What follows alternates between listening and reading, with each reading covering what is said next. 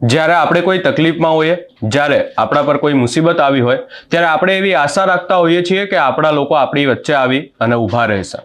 ખેડૂતો સાથે પણ હાલ એવું જ કંઈક થયું છે. ખેડૂતો મોટા પાયે મુસીબતમાં છે, ખેડૂતોને નુકસાન થયું છે. ત્યારે ખેડૂતો ક્યાંક ને ક્યાંક એવી આશા રાખી રહ્યા છે કે એમના ધારાસભ્યો, એમના વિસ્તારના મંત્રીઓ ત્યાં આવશે, એમની મુલાકાત લેશે.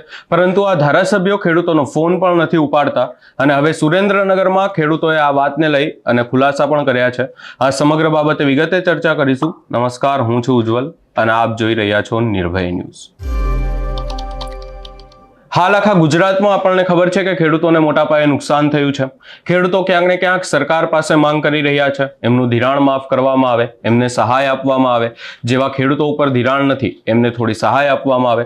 પરંતુ ક્યાંક ને ક્યાંક એમને આ બધાની વચ્ચે એવી પણ આશા છે કે એમના પ્રતિનિધિઓ કે જેમને એમણે ચૂંટણી સમયે એમની વચ્ચે આવ્યા હતા, એમની પાસે વોટની માંગ કરી હતી, મત માંગ્યા હતા, એ ક્યાંક ને ક્યાંક હાલ ખેડૂતો મુસીબતમાં છે. તો એવા એમના પ્રતિનિધિઓ, ધારાસભ્યો એમની વચ્ચે જશે, એમના ફોન ઉપાડશે. લોકો જ્યારે એમને કંઈક તકલીફ કહેતા હશે એમની, ત્યારે એમની વાત સમજશે. પરંતુ આ નેતાઓ ક્યાંક ને ક્યાંક આ બધું મૂકી દીધું હોય એવું લાગી રહ્યું છે. માત્ર ને માત્ર મત જોઈતા હોય એ સમયે જ લોકોની વચ્ચે જતા હોય એવું લાગી રહ્યું છે. કારણ કે સુરેન્દ્રનગરમાંથી હવે ખેડૂતો દ્વારા એવું કહેવામાં આવી રહ્યું છે કે ખેડૂતોનો ફોન ધારાસભ્યો ઉપાડતા નથી. એ લોકોને મળવું હોય તો ધારાસભ્યો મળતા નથી. એમના ખેતરોમાં હજી સુધી ધારાસભ્યો ગયા નથી. અને આ વાતને લઈ અને ખેડૂતો દ્વારા શું કહેવામાં આવ્યું એ સાંભળી લઈએ. હું ખેડૂત છું.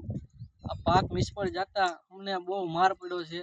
હવે કંઈક અમારી સામું સરકાર જોવે તો સારું છે, વિનંતી છે.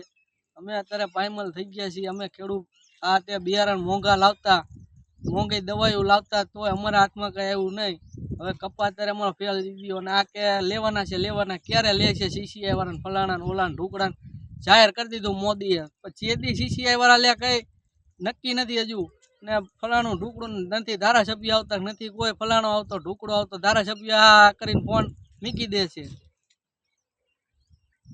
ઓકે, મારું નામ ગોવિંદભાઈ મકનભાઈ પરમાર, વઢવાણના ખેડૂત છીએ. ખરીફ સિઝનમાં અમે કપાસ, જુવાર, મગફળી, એરંડાનું વાવેતર કરેલ. ખરીફ સિઝનમાં પણ અમારે વરસાદના કારણે પાણી ભરી ગયા હતા અને પાક ફેલ ગઈ ગયા હતા.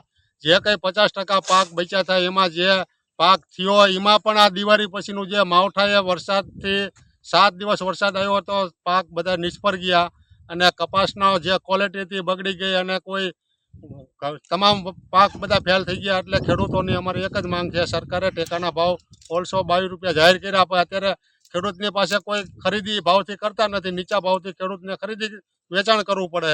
તો અમારી ખેડૂતોની એક જ માંગ છે કે હવે ખેડૂતના પાક તો બરબાદ થઈ ગયા, લોન માફી આ કરે તો જ કામનું હોય, બાકી કોઈ સહાય કે સર્વેમાં કોઈ ખેડૂતને કંઈ ફેર નહીં પડે.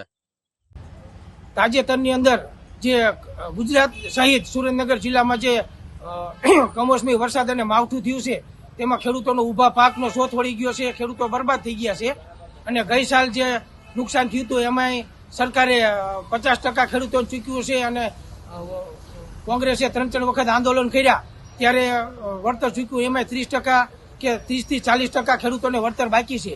અને અત્યારે છેલ્લા 8 દિવસથી સર્વેના નાટકો કરે છે. ખરેખર આ નાટક ન કરવું જોઈએ અને સરકારને ખબર જ છે કે ઊભા પાકનો શોથ વળી ગયો છે. તુવેર, અડદ, બાજરી અને મગફળી જેવા પાકોનું નુકસાન થતાં ખેડૂતો બરબાદ થઈ ગયા છે. તો સરકારે કોઈ યોજના મુજબ નહીં પણ માનવતાની દ્રષ્ટિએ, રેમ દ્રષ્ટિ રાખી અને ખેડૂતોને વળતર આપવું જોઈએ, તો ખેડૂતો બીજો પાક વાવેતર કરી શકશે અને ખેડૂત ઊભો થઈ શકશે, એવી અમારી માગણી છે. એટલે ક્યાંક ને ક્યાંક અહીંયા ખેડૂતો દ્વારા સીધું એવું કહેવામાં આવ્યું છે કે એમના પ્રતિનિધિઓ એમનું સાંભળતા નથી, ધારાસભ્યો એમની વચ્ચે નથી જતા, ખેડૂતોને મોટા પાયે નુકસાન થયું છે. ત્યારે ક્યાંક ને ક્યાંક ખેડૂતો માંગ કરી રહ્યા છે અને હવે આ ખેડૂતો દ્વારા એવી પણ માંગ કરવામાં આવી છે કે એમને સહાય માફ કરવામાં આવે.